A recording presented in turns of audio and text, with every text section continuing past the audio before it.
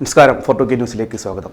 ലോക്സഭാ തെരഞ്ഞെടുപ്പ് നടക്കാൻ ഇനി മാസങ്ങൾ മാത്രമാണ് ശേഷിക്കുന്നത്. ഭരണ പ്രതിപക്ഷ പാർട്ടികളെല്ലാം തന്നെ മാസങ്ങൾക്ക് മുന്നേ തന്നെ ലോക്സഭാ തെരഞ്ഞെടുപ്പിനെ നേരിടാനുള്ള ഒരുക്കങ്ങൾ തുടങ്ങിക്കഴിഞ്ഞിരിക്കുന്നു. നിയമസഭാ തെരഞ്ഞെടുപ്പ് നടന്നപ്പോൾ 4 സംസ്ഥാനങ്ങളും പിടിച്ചെടുത്തത് BJP ആയിരുന്നു. കോൺഗ്രസിന് ഒരു സംസ്ഥാനത്തിൽ മാത്രമാണ് വിജയിക്കാൻ സാധിച്ചത്. BJPയുടെ 4 സംസ്ഥാനങ്ങളിലെയും വിജയം അവരെ ലോക്സഭാ തെരഞ്ഞെടുപ്പിനെ നേരിടാൻ കരുത്തറാക്കിയിട്ടുണ്ട്. ഉത്തരേന്ത്യ മുഴുവൻ ഇപ്പോൾ BJPയുടെ കൈപ്പിടിയിലാണ്. ദക്ഷിണേന്ത്യ പിടിച്ചെടുക്കാനുള്ള ശ്രമത്തിലാണ് BJP ഇപ്പോൾ.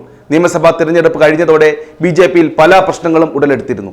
ആര് മുഖ്യമന്ത്രിയാകണം എന്നുള്ളതിലടക്കം പരസ്യപ്പോര് BJP നേതാക്കൾക്കിടയിൽ ഉണ്ടായിരുന്നു.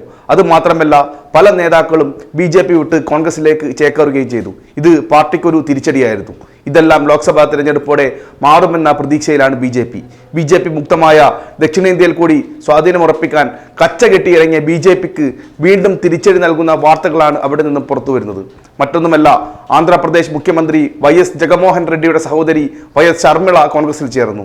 ഇന്ന് AICC ആസ്ഥാനത്ത് നടന്ന ചടങ്ങിൽ കോൺഗ്രസ് ദേശീയ അധ്യക്ഷൻ മല്ലികാർജുൻ ഖാർഗെ, രാഹുൽ ഗാന്ധി എന്നിവർ ചേർന്നാണ് ശർമിളയെ സ്വീകരിച്ചത്. തന്റെ പാർട്ടിയായ YSR TP കോൺഗ്രസിൽ പൂർണ്ണമായും ലയിച്ചതായി ശർമിള പറഞ്ഞു. രാഹുൽ ഗാന്ധി ഇന്ത്യയുടെ പ്രധാനമന്ത്രിയാകണമെന്ന് തന്റെ പിതാവായ YS രാജശേഖര റെഡ്ഡിയുടെ സ്വപ്നമായിരുന്നു. അത് സംഭവിക്കുക തന്നെ ചെയ്യും. അതിനുവേണ്ടി താനും തന്റെ പാർട്ടിയും പരിശ്രമിക്കുമെന്നും ശർമിള പ്രസ്താവനയിൽ പറഞ്ഞു. അതേസമയം തന്നെ ആന്ധ്രാപ്രദേശിലെ ലോക്സഭാ നിയമസഭാ തെരഞ്ഞെടുപ്പുകളിൽ ശർമിളയെ മുൻനിർത്തി ജഗൻമോഹൻ റെഡ്ഡിയെ നേരിടാനാണ് കോൺഗ്രസിന്റെ നീക്കങ്ങൾ.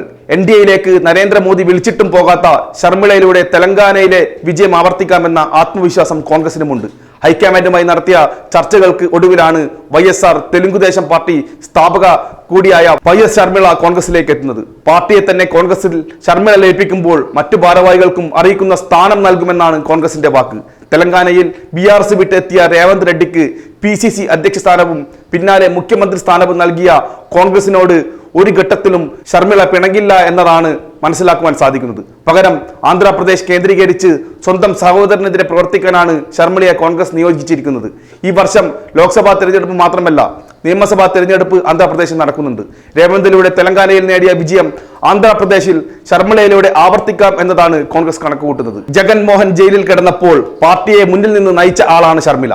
ജഗൻ തിരിച്ചു വന്നപ്പോൾ സ്ഥാനമൊഴിഞ്ഞ് നൽകുകയായിരുന്നു. തുടർന്ന് സജീവ രാഷ്ട്രീയത്തിലെത്തിയപ്പോൾ നരേന്ദ്രമോദിയുടെ ക്ഷണം നിരസിച്ച ശർമിള സഹോദരനുമായുള്ള ഏറ്റുമുട്ടൽ ഒഴിവാക്കാൻ കൂടിയാണ് പ്രവർത്തന മേഖല തെലങ്കാനയിലേക്ക് മാറ്റിയത് എന്നും വാർത്തകളുണ്ട്. എന്തായാലും ശക്തമായ പോരാട്ടം തന്നെ ആയിരിക്കും തെലങ്കാനയിൽ നടക്കാൻ പോകുന്നത് എന്നത് ഇതിലൂടെ തന്നെ വ്യക്തമാണ്.